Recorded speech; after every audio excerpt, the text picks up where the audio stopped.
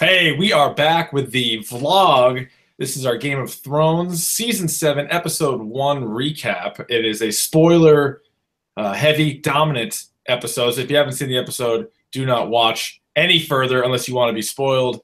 I, of course, am Rich Keefe, joined by Ryan Davey and his very handsome establishment here. Davey, looking great there. Welcome to the dojo, Richard. Glad everybody can see how I get down, how I'm living in here in Connecticut. Is that a Winston Pop from Overwatch? This guy? Yeah. You mean that guy? Oh, yeah. There he is in all his glory. I set up a few knickknacks myself. Yep. You've outdone me. I have Dustin from Stranger Things. Of course. I have Ash from Evil Dead and Army of Darkness, which you need that one. The aforementioned Winston. Jack Burton from Big Trouble in Little China. And oh, look, this is great too because he's actually got like the very the detailed tank top that he wore in the movie, and the dude. I have the dude as well. Very nice. So that's a little collection I got going on here. I'll take you a quick little run through mine.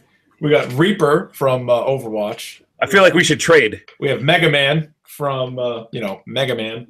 Right. And there's the Green Arrow from the Green Arrow. So there you go. Are you ready for some Game of Thrones? What did you think of the season kickoff here of last night?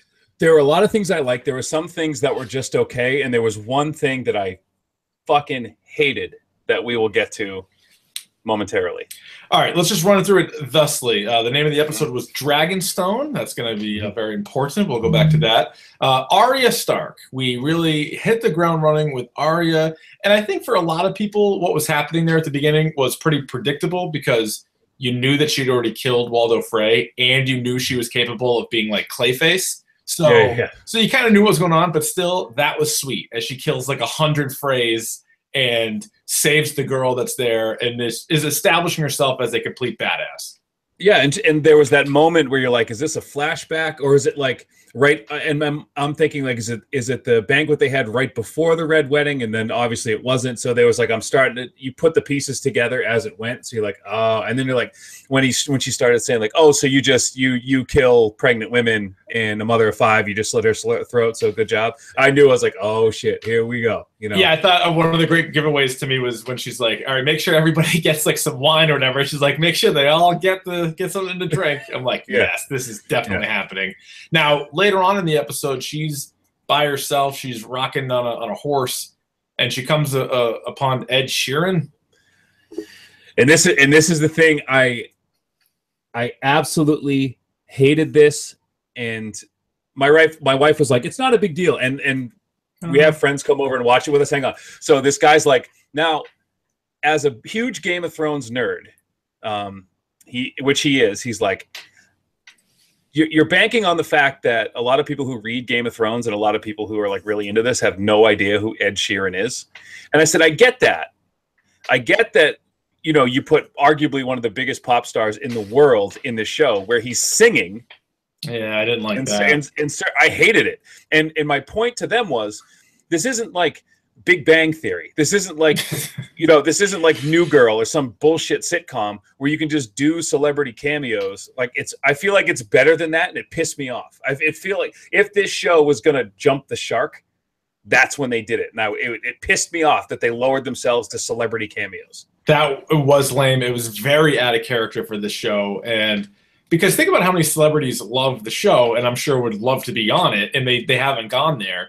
And one thing I did hear today, I forget who told me, but I guess the actress who plays Arya apparently is like a big Ed Sheeran fan, so they might have done it just for her. But it's like, just that's still crap. I still don't know. Why?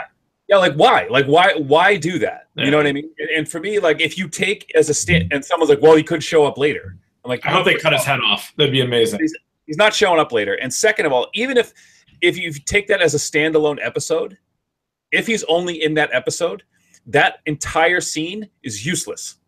Yeah, it makes like sense. Absolutely useless. It didn't further any plot. It didn't like help the character at all. No, I did like how she told them she was going to King's Landing to kill Cersei, and they just laughed at her. But like that was pretty good. She's like, I'm not lying. Like this is what I'm gonna do. And maybe like one of the soldiers who said like, well, you know, my mom always said if you're nice to strangers, they'll be nice to you. And she has that moment. She's like looking at all their swords and she realizes they're all unarmed and whatever. Maybe she's getting a little bit weaker, but I just thought the whole thing was fucking stupid. And I wish they didn't do that. Yeah, I'm with you. That was dumb. We saw the Night King as they continued their march. And we also saw, it looked like at least 3 zombie giants. And I don't know if one was one of those guys that turned into a zombie or if they already had their own zombies, but they look like they mean business. Yeah, they had 3. Come on. Am I right? Because it's 3. There were 3 of them. Jesus, I've been spending too much time with the kids. Yeah, I know. We can edit that in post. Now, Jon Snow, obviously a huge part of the show, one of sort of the big 3, if you will. I was talking about it with Shark on our Game of Thrones episode. He's there. He's sort of uniting the North, getting them all together. You have little Lady Mormont is there. She's continuing to be a pretty strong character. But then maybe the biggest part of this whole thing is they're setting something up because Jon Snow is talking to everybody. They're all on board with him. And then Sansa like completely disagrees with them about how to handle the families of the 2 that fought on Ramsay's side in the Battle of the Bastards, where Jon doesn't want to punish them, but Sansa does, wants to kick them out of their castles. There's something going on here, and ultimately it's going to end poorly, I'm guessing. And it's nice to see Sansa. I think she's bitter. I think she's pissed off. I think she's had a rough go the last 3 or 4 seasons, arguably 5, 6 seasons. Yeah, so, she's had it worse than anybody, and I think the combination of her living with Ramsay and with Cersei is she's so jaded. Like somebody crossed them, just kill them. Like just get rid of. Like you could see when she saw Ramsay get like eaten by dogs, like she loved it. And they even make the somebody's like, oh, like it sounds like you. What did you say about Cersei? Like, oh, like you're impressed by her or whatever it is. And she's like, well, like I learned a lot from her, and she's quite a villain. And so Sansa is learning from her, and she's sort of becoming her in a weird way. And which is good. What was good for me to see was that there's this exchange with Littlefinger, who thinks he's like the most, suave guy on all of the existence. And then she's like, you can just cut the shit. Like I'm just going to assume that what you were going to say is really clever, but fuck off. That was good. That was well done. We also get Bran is at the Wall now, so his travels continue. So he is now at the Wall. Jon Snow's not there, but Bran is now there.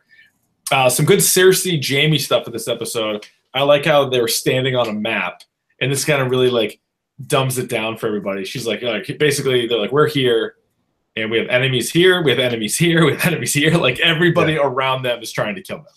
Yeah, and I think it was really good. I mean, for us who are visual learners, it was nice for me to see, okay, here's where we are, here, and then kind of get like the scope of everything. And they even mentioned, I think Jon said to Sansa at one point, they're like, well, you don't know Cersei. And he says, I know she's 1,000 miles away.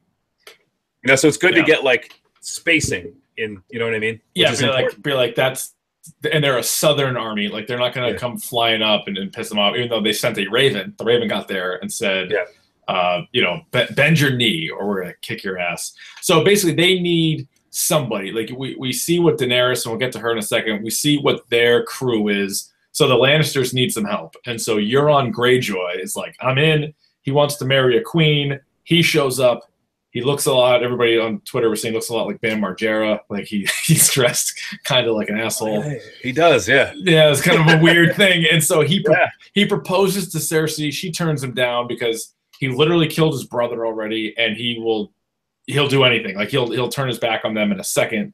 But what's interesting, I guess my question would be at the end, because he proposes, she says no, and he's like, all right, like that's fine. He's like, I'll be back, and I'm gonna like bring a gift.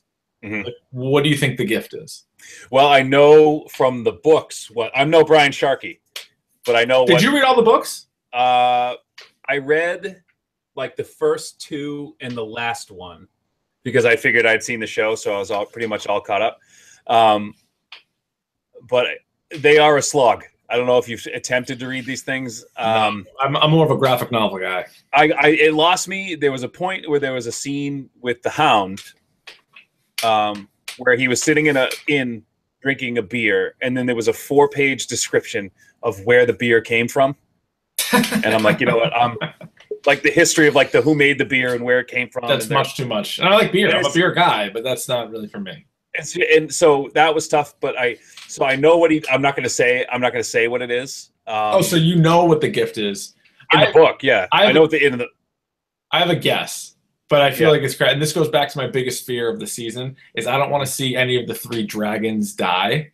And so I don't know anything about Euron except from like what Shark has sort of told me, and it feels like he has some connection with dragons, and I just don't want him to bring like a dragon head or like a dragon tail or something like that would be terrible. So no, and a lot of I was asking people in the room and they're like, "What do you think?" And they said, "Well, it could be Tyrion. He could go and get Tyrion and bring him front and center and be like, you know what I mean? That's like, a good one. And like, you're mad at me for killing my brother. Why don't you kill your brother right now? That is a good one. That would be a good one. That's not what I mean. Do you want me to tell you what happens? You don't want to know? No. Don't tell me. Don't tell me. Don't tell me. No, don't tell me. Yeah. Okay. We also get Samwell Tarly. He's basically cleaning shit all episode. Yeah, and over and over and over and over and over and over. Like that's my Marshawn Lynch. Pretty good, right? Oh, yeah, it was really strong. That was good, strong. And so, but he ultimately, a couple of big things happened with him after all the bedpan stuff. A lot of bedpans. He finds out, he steals a book. He finds out that there's a lot of dragon glass in Dragonstone. So that's good news. He's going to tell Jon about that. And we also see the arm of Jorah Mormont as he is in, what is that, like kind of a hospital? But anyway, he's covered in grayscale, but he's still alive, and he's asking if Daenerys has reached her destination yet. But I thought that was pretty sweet to see where he is, because last time we left him, he was just gone. He was taken off. Well, and he was told that he needs to go and get a cure, and then he can come back, because we're not dealing with that. What do you got there? An idle hands? The idle hands? Yes. Yeah, all right. No, it's not an idle hands. Shouldn't have said anything. We'd like to get them back on board, though, if they would like to. It's that we're very we're like a corporation now, so we need to. There's a lot of bells and whistles. Yeah. For all of you would-be sponsors out there, there's a lot of red tape, and I thought it was going to be a lot easier than it was. And I've talked to some people, and they're like, "Yeah, we can't touch you until we talk to lawyers." So. But I'll tell you what, it's going to be worth it, because nobody plugs shit like we do. Nobody does, right? We will promote your stuff. We'll do it on the vlog. We'll do it on the podcast. We'll do it on the Twitter. We'll just shout it from a mountaintop. I can take this megaphone back here and just yell your product, whatever your product might be. And we have 3 Twitch channels, which I'm told, by the way, the Twitch numbers are better than Hulu. They're better than Amazon Prime, and they're better than Netflix. Ooh, so the largest streaming. And we're Twitching, so that's where we're going to make our audience right there. I like it. So just, consider that, sponsors. We also got a lot of the Hound this episode. He's with Beric Dondarrion and Thoros of Myr, and he looks into the fire, and he sort of sees something, so maybe he now believes in the Lord of Light. I'll tell you what, this is going to offend a lot of people, and I don't mean to do that, because I want everybody to like the podcast. Except Chuck Teets. Oh, fuck Chuck Teets. We have an update. We have an update coming on Chuck Teets on the podcast, though. Or the next episode, we have an update. I think Hound, a little overrated. I think he's going a little soft. Like he had that time where he was, the badass, and then Big Brother showed up, and then he kind of wilted a little bit on me. Well, his brother's tougher than him, which is no shame. He's a mountain of a man. Yeah. But he lost a fight to Brienne of Tarth, and Brienne's badass. Like she is. Like she's a good character too. But like if Hound's gonna lose, like we've already seen him lose a couple of fights, so I don't want to hear people say he's the toughest one-on-one fighter in Westeros, because he's not. Yeah. Who beats him? Does he win in a one-on-one fight against what's his name from Dorne? Oh, the guy who got his head crushed. Oberyn. Oberyn. Yeah. I always say Oberlin like the school. Oberyn. I know, because I think he was on his way to beating the Mountain if he wasn't too much of a show off. Yep. I still think Dario Naharis might be the best one-on-one fighter. And where is he? I mean, he's looking after. He's back in Marine, just hanging out. Marine, just having a hangout, just watching that. He's not. There's no way that he stays in Marine, right? There's no way that he. I hope not. No shot. I think we're gonna wait episode like 5 or 6, because this is only 7 episodes. I think 5 or 6, you're gonna find out that they're going to need some help, and then you're going to like forget about him, and then he shows up and he's yeah. So you also get Daenerys and Tyrion. They're on their boat. Their whole crew is going over. They land in Dragonstone. That's where her father had been before, and that's where Stannis had sort of taken over. Yeah. And we got an email from Marcus, our buddy at the Boxers podcast. He knew we were going to do this. He goes, "Can you please reference how dope the throne room is that Daenerys walks into at the end, and yet how we never saw Stannis, who was an egomaniac, sitting in that dope throne room." That dope throne room. Like you didn't see him there because that was weird. You're like that's a second throne. Like you could just sit upon, and it'd be like a good photo opportunity. Yeah, and the weird thing is you never saw him on that throne. I don't think that place was like pit clean, so you might have, and it might have just looked different. But you definitely saw him in the adjacent room with the map and everything like that. Yeah, like sort of like the war room or like the council room or whatever. That's you can move the pieces on the board, and so they're getting set, ready to go. But overall, I thought it was a really strong episode. I'm with you. The Ed Sheeran thing was lame, but I thought it was a good start, and I feel like most episode ones of every season, they usually are a little slower because they want to just remind everybody like where the characters are at. Yeah, and even the preview for next week's episode was a little slow. Like it was quick and you saw flashes of stuff, but it wasn't. I'm not pumped up. I'm pumped up, but I'm not. It like didn't get me up to see the next one. You know what I mean? So the next episode is called Stormborn. And then episode 3 is titled The Queen's Justice. And then as we're recording this, we don't know the names of the next ones. So there you have it. How about that? Anything else, Ryan? You had something that you wanted. I want to circle back. We have update on Teatsgate. We're not done here yet. Yeah, no. So we're gonna have more on the episode. Our episode. By the time you watch this, maybe it's already out. It's Best Bad Movies. You can check that one out. But long story short, Chuck Teets had given us a 2-star review, and I was very perplexed by this. And credit to our listeners, which I feel like we need to come up with a name for. And I feel like Dorks is too easy. We need to have some other kind of name. It's just that's lazy is what that is. Yeah. We're going to come up with a name for all of our very passionate listeners, which I think during Teetsgate, we found out just how passionate they were. And I appreciate all you guys for shaming him on the internet. Like that was what we were looking for. And anyway, that's what we're all about. That is what we're about. Ridicule and shame. Shame. So anyway, at first he wrote the 2-star review and he ripped on the Google Hangout of all things. Shark and it didn't sound great. And so he ripped it, gave it a 2-star review. Then he later changed it, which I don't even know you could do on iTunes, but he changed his iTunes review. And he said something like, "I feel bad about leaving a 2-star review, but I'm happy that it's made Keefe crumble worse than the Old Man of the Mount." And it was riddled with grammatical errors. First of all, I said it on Twitter. He wrote quicker than, and he wrote THEN. Everybody knows it's than. And and being a person from the Granite State, it's the old man of the mountain, not the old man in the mountain. There is no old man living in the mountain. In Franconia, not that we know of. And I'll tell you that we know of. Knowing that we're both from New Hampshire, he knew that was going to cut deep. Yeah. And so he was being a bit of a prick about it, to be honest. And then the next thing you know, I'm like checking out because people are responding. If you look at our reviews now, there's a bunch of people telling Chuck Teets to go screw. All of a sudden, the 2-star review, poof, gone. He deleted it. It's gone. We win. I guess we won. So now we got to focus our attention. Somebody left us a 4-star review, which again, not too bad, but we got to sniff him out, I think. Yeah, I think so. And show yourself. Don't be a coward. Let us know who you are. Yes. You know what? I don't mind a 4-star review. I don't, because it's humbling. I think we're never done. That's what, Richard? If we get to the point where we don't think we deserve 4-star reviews, maybe that's when they should start coming more frequently. There's always something we can do better. For our listeners, my big project right now is finding out a way for me to podcast remotely with my beautiful condenser mic. Yes. And my Beats by Dre headphones. And finding a way for me to record this so that I don't sound like I'm on a telephone.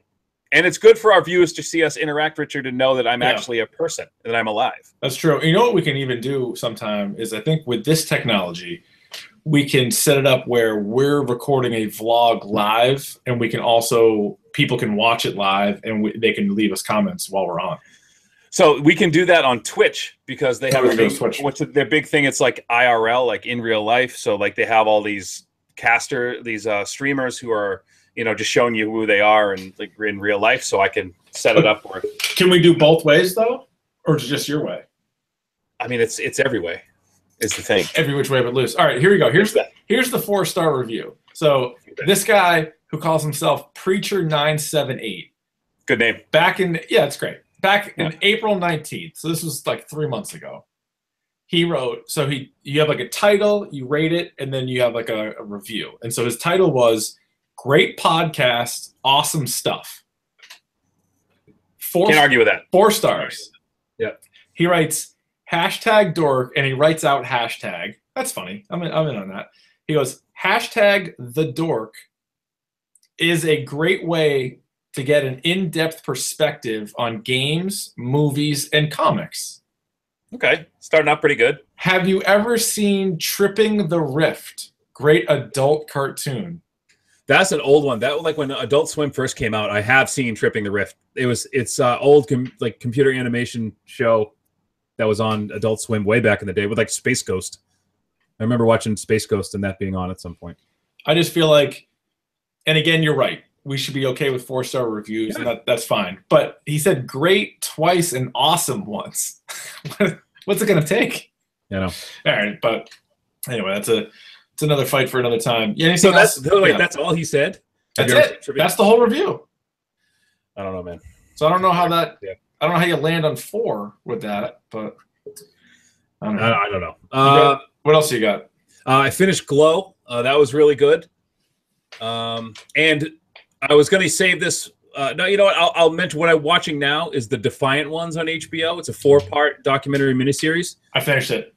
Awesome. I've seen the first 2. It's incredible. It's incredible. I think it even gets better. I think the first episode to me was kind of a little bit slower, a little bit more on Jimmy Iovine, who's amazing, but like I was a little bit more interested in Dr. Dre. And then as it goes, it's just incredible, the stuff. So that was the stuff they've done is unbelievable. So check that out. It is good. So tomorrow we got we're going to be recording our best bad movies, where we're going to take a look at any movie that got under 50% on Rotten Tomatoes and why we happen to like it. And the embarrassing shitload of them. And the embarrassing thing is like our favorite bad movies, and it's humbling to know how many bad movies I will actually sit and watch and enjoy. Oh my god, it's incredible! It's I'm like, who's rating these? Yeah. I think it's a good way of looking at Rotten Tomatoes about how it is a bit overrated. Like, there are movies that get like 90-something% that I'm like, that's not very, I don't like that movie. And then there are movies that get like 30%. I'm like, I love that movie. So I don't know what that says about me or about them, but it's certainly something. So, all right, that'll do it. Let us know if you like the vlog. We keep doing the vlog. Maybe we'll do more recap episodes or whatever else. So I think this is a good way to do it, because on the podcast, you don't know if people had seen the episodes. So you don't want to spoil it and all that nonsense. So it's good. All right, you want to play Overwatch? Yeah, let's go play Overwatch. All right, let's do it. All right, I'll see you.